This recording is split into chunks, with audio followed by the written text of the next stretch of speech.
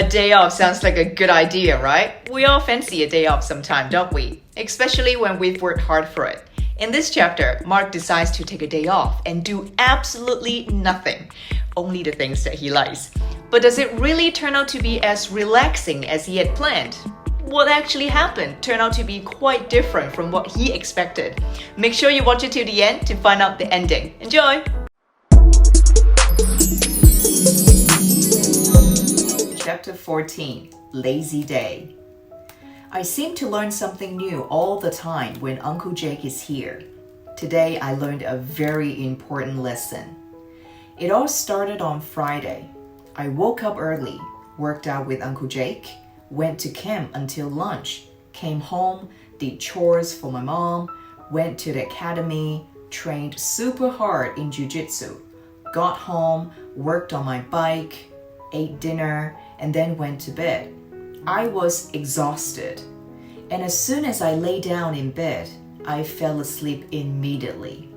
Almost as soon as my head hit the pillow, my alarm was going off, and it was time to get up and do it again.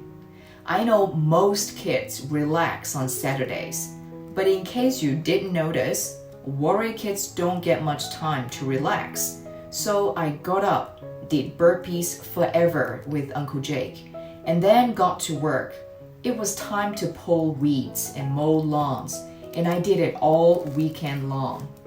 I also got another lovely and enjoyable new job. Last week, I asked Mr. Latham down the street if there was anything he needed from me. The thing is, Mr. Latham doesn't have any real yard.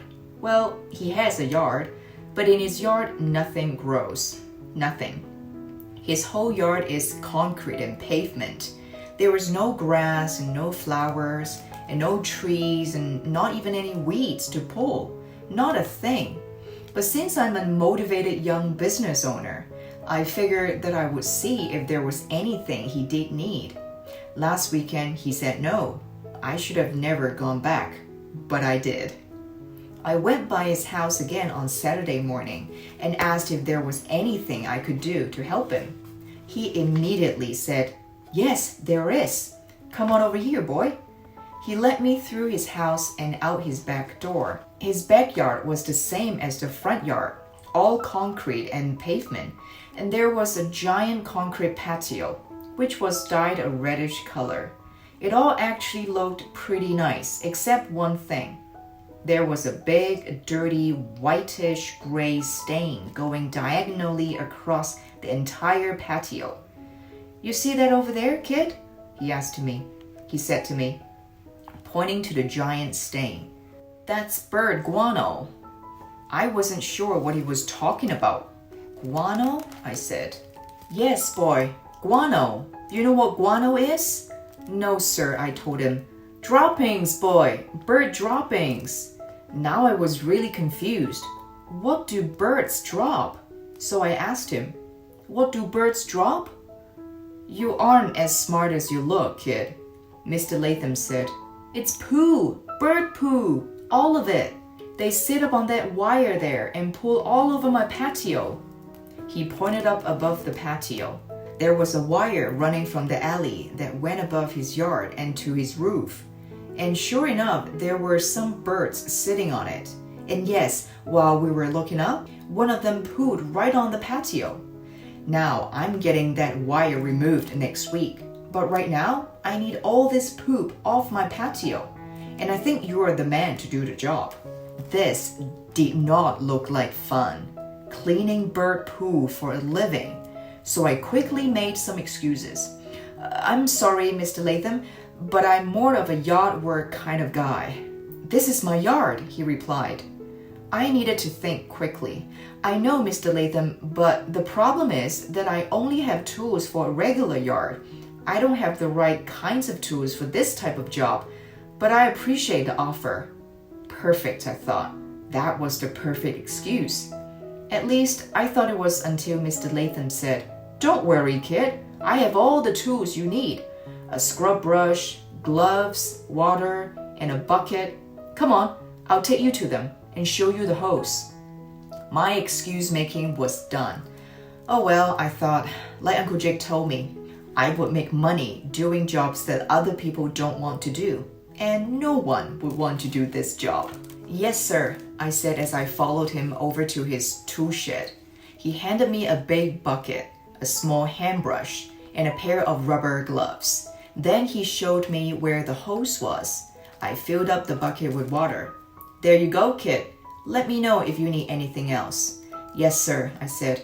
And with that, I got down on my knees and started scrubbing, and scrubbing, and scrubbing. It took hours and hours, 5 hours to be precise, of me on my hands and knees scrubbing bird poop. By the time I was done, the patio looked perfect. I hosed the whole thing down, put the bucket, gloves, and scrub brush away, and knocked on Mr. Latham's door. He came outside, walked across the patio, and looked at it from a bunch of different angles. Finally, he announced, "This looks great, kid." And he took out his wallet and handed me 2 $20 bills. $40! That made me feel great. For about 2 minutes. Then I remembered that I still had work to do at other houses, so I went around to my other appointments, the Jacksons, the Kurths, and the Newsomes. I mowed and pulled weeds as quickly as I could, but I still worked until 6 o'clock. When I got home, I ate a quick dinner and then worked on my bike. When I was done with that, I went to bed, exhausted once again. The next day was a repeat, minus the bird poo. I was up early in the morning to work out, then immediately went to houses pulling weeds and mowing lawns. And it was hot, so it was even more tiring than normal. Once again, I got home, ate a quick dinner, and went out to the garage to work on my bike. I couldn't wait to get to bed. But then I suddenly remembered that there was no camp the next day. I decided I would take the day off from doing anything. That's right, I needed a day of rest. When I was done working on my bike, I walked back to the house. Uncle Jake was sitting at the table, reading a book. I knew he wasn't going to like this, but I also knew that if I didn't say something, tomorrow would be just as much work as today. "Uncle Jake," I said. "What's up, Marc?" He replied as he looked up from his book. "I'm really tired." "That's great. It means you had a productive day filled with hard work. Good job." "No, Uncle Jake, I mean, I'm really tired. And tomorrow I don't have camp. And, well, I was just wondering if it would be okay if I took the day off and did nothing." "Nothing? No workout? No work on your bike? No work? You sure about that?" "I am, Uncle Jake. I'm just really tired. I was waiting for Uncle Jake to tell me that this was a bad idea, or that I needed to push through it, or that I needed to take advantage of every day I have, or something like that." Instead, he just said, "Okay," and that was it. He went back to reading. Yippee! Day off! So I went upstairs and turned off my alarm clock and put on my pajamas and went to bed. The next morning, I woke up early. But since it was my day off, I just stayed in bed for a while. I saw Uncle Jake when I came down for breakfast. He was already done working out and said he had to go to the library to do some research. And my mom had already left for some kind of event he had for work. It was perfect. As soon as Uncle Jake left, I sat down on the couch and watched some TV. Then I got on the computer and watched some videos. Then I played some games on the computer. When I was done with that, I watched some more TV. Uncle Jake got home in the afternoon with some books he had borrowed from the library. Then he put on some workout clothes, grabbed a backpack, and said he was going to go out for a while. So I watched some more TV and played some more games on the computer. And then I watched some more videos. Sweet! Uncle Jake came home just before dinner. He was all dirty looking and sweaty. We sat down to eat. "So, how was your day off? What did you do?" Uncle Jake asked me. "Not much, really. Just relaxed, I guess." "Oh, sounds like TV and video games." "Yeah, some," I told Uncle Jake. knowing that he knew what that really meant, that I had watched a ton of TV and played a ton of video games. What about you? What did you do? I did a bunch of research at the library. I'm learning more about the First World War. Then I wrote a dozen or so emails to friends of mine, guys all over the world. Then I worked on the design of a house I'm going to build one day. When I was done with that, I went rock climbing, which was awesome. So it was a good day.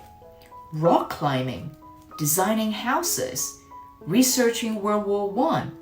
I felt like I missed out on a lot of good stuff. Sheesh, Uncle Jake. I didn't know you were doing all that good stuff today. I wish I could have done some of it with you. You could have, but it was your day off. And speaking of your day off, how does it feel? What do you mean? I mean the day off that you said you needed so bad. How was it? Did you enjoy it? Well, I wasn't sure what to say, but I wanted to stay positive, so I said, yes. The problem was that I didn't even believe that. It wasn't an enjoyable day, so I changed my answer. Kind of, I told him. But I knew that wasn't true either. The day wasn't even kind of enjoyable, so I changed my answer again. I mean, I guess. But now I just felt that he didn't believe me anyway, so I told him maybe not. But there shouldn't have even been a maybe. The day was not good, and I knew it. So finally I told the truth. No, Uncle Jake, no, I didn't have a good day. Why not? I don't know. I guess I just didn't do much. I mean, I did some stuff, but, it was just kind of lazy. You had a lazy day, Uncle Jake said. He knew it. Yes, Uncle Jake, it was lazy. I thought I needed it. I thought it would feel good. Of course you did. Lazy days always feel good when you start them, but the problem comes when they are done. When they are done, they never feel good. You never look back at a lazy day and say, I'm glad that I didn't do anything today. I'm glad I didn't make any progress. I'm glad I didn't accomplish anything. No, why would you say that? It would never be true. But lazy days are tempting when you are facing the hard work before you have started, or when you are tired and you want that easy day. Once it's done, the lazy day never feels good. Uncle Jake was right again. Even though it seemed like I needed it, and it seemed like it would feel good, the fact of the matter is that at the end of the day, it didn't feel good. I accomplished nothing today. And the worst part was that I didn't even feel refreshed. I actually felt just as tired, if not more tired, from sitting around all day than I would have felt if I had gone after it. No, Uncle Jake, it doesn't. After a quiet minute or two, Uncle Jake looked at me and said, well, you know what you did accomplish today? No, Uncle Jake, what? You learned. You learned that laziness is never the right path, and that is a good lesson, because you can't get a lazy day back. They are gone forever. Don't ever forget that, Mark. I won't, Uncle Jake, I won't. Uncle Jake nodded. He knew I wouldn't. I went upstairs and got ready for bed, excited for my opportunity to have a great day tomorrow. Number 1. In this chapter, there is one thing that Mark didn't do. What is it? The one thing that Mark didn't do is to train. He spent a lazy day at home, accomplishing nothing. Number 2. What was the new task that Mr. Latham gave Mark? Yes, he asked Mark to help clean up the bird droppings that goes diagonally across the entire patio. Number 3. What excuse did Mark come up with showing he doesn't want to clean the bird droppings? Mark said he only have tools for a regular yard, but he doesn't have the right kinds of tools for cleaning up bird droppings. Number 4. How long did it take Mark to finish this new job, and how much money did he earn from it? Yeah, it took Mark 5 hours to do the job, and he earned $40. Number 5. Can you tell me 4 things that Mark did on his rest day? Okay, first, he stayed in bed for a while after waking up. And then he watched TV on the couch, watched videos on a computer, and he also played games on the computer. Number 6, can you tell me what Uncle Jake did when Mark was having a rest day?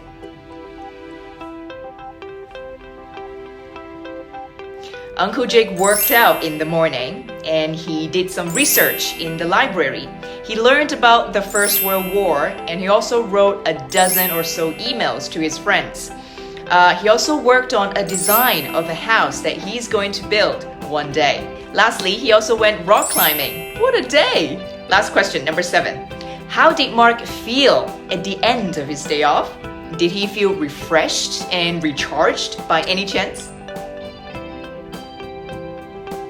No, he didn't. Mark didn't feel refreshed at all. He actually felt just as tired, if not more tired, from sitting around all day achieving nothing. Did you expect this chapter's ending? Mark is certainly surprised when he realized that he actually has no idea what to do with himself when he's having a rest day. He tries to relax by sleeping in, watching TV, and playing video games, but all these actually made him even more tired by the end of the day. While Uncle Jake has been doing a lot of meaningful and constructive activities. What do you usually do when you have a day off? And how do you feel at the end? Comment down below and let me know. If you like this series, make sure you smash that like button, comment, and subscribe. Apparently, it helps with the YouTube algorithm to push it out to more people who might enjoy this video. I very much appreciate that. Moving on, Uncle Jake is taking Mark on a secret mission. They're going to dig deeper and gather more intelligence on Nathan. Why would Nathan collect plastic bottles and empty cans off the street? What's he doing with them, and why? Stay tuned for next week's episode and continue on with Mark's journey on this Warrior Kid Read Aloud. Until then, take care. Bye for now.